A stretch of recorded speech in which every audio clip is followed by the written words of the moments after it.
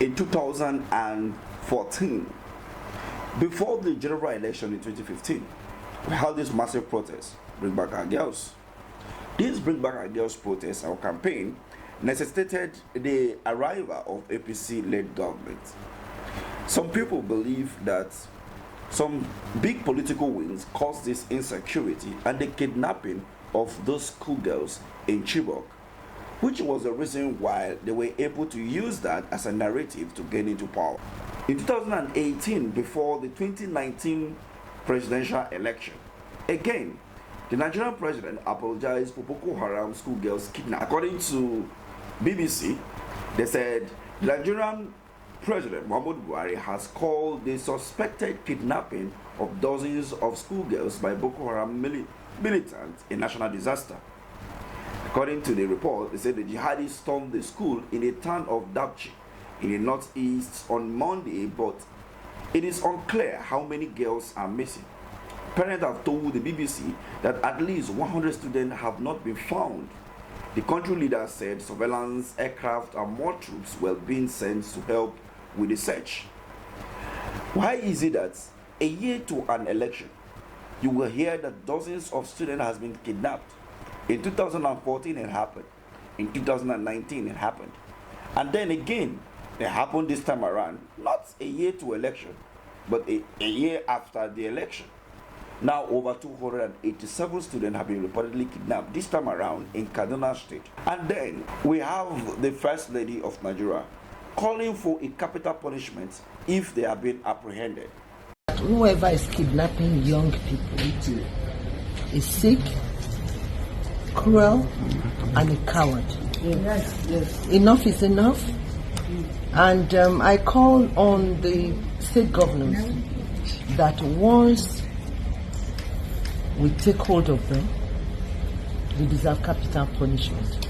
The First Lady can also speak to her husband in the house that in 2014 they all came out to protest, Bring Back Our Girls. Even the wife of the then president of the United States, Barack Obama, hold out placards to condemn the government of Nigeria of that time, calling for those girls to be returned back to their parents. Up to date, it's still unknown if all the girls that were kidnapped in 2014 has redeemed their freedom from the hands of the Boko Haram. What about the 2018? We saw how miraculously those girls were returned, and some people said it was a staged stuff to show that the president of that time was working. Now we have seen that over 200 girls has been kidnapped in Kaduna, and 25 have returned successfully so far. I'm still surprised to understand how over 100 people are being kidnapped. But to burst your bubbles, let me let you know that when you go to Kaduna State, you will travel for like a kilometer with massive land unattended to. And this is why Peter Obi continued to say that if we use the land that are available to us, where you no longer see forex, then where will the bandits and the Boko Haram have to hide themselves or hide hostages?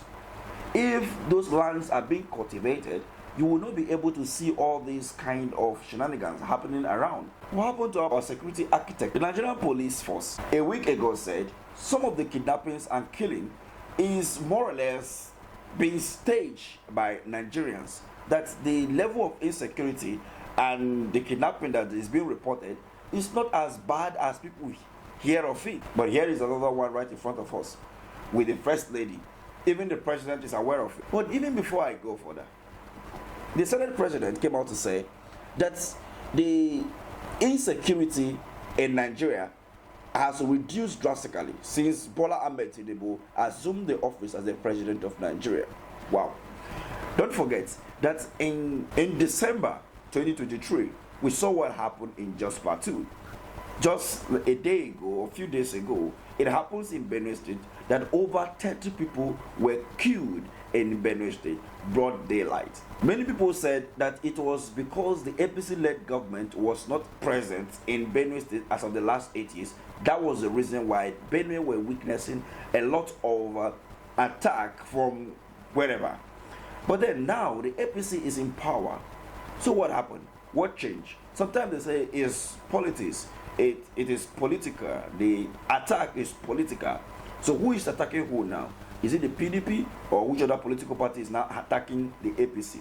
Now, I have this video for you to watch of Governor Alia, who talked about the insecurity and the underdevelopment of Banue State for the last 8 years. But under the 9 months of his administration and also winning one of the best governor in leadership some days ago, here is it now in his states where people are being killed. I mentioned specifically that within the first 100 days, I'm going to return the IDPs back to their ancestral homes. The algorithms, it's quite simple. Just getting back to the right channels. It dwells on security. I wouldn't want to be quite explicit. But if you get the right perspective, the right people, we all know the right people who should be players at this. Get them to the drawing table. All those invaders did not just come. The bandits didn't just come. Something triggered them. As the governor of Benue State live up to expectation in regards to what he said some months, or what I said a year ago before he became the governor of the state. There have been seen some political crisis in the All Progressive Congress in Benue State recently. But he went ahead to win the leadership award in Abuja some days ago. But now that we are witnessing this kind of report coming out of Benue State is so appalling and so dehuman that some of our politicians will still remain in office after they fail to protect the life and properties of their citizens. Anyway, thank you for watching. We have homegrown who are in partnership with the invaders.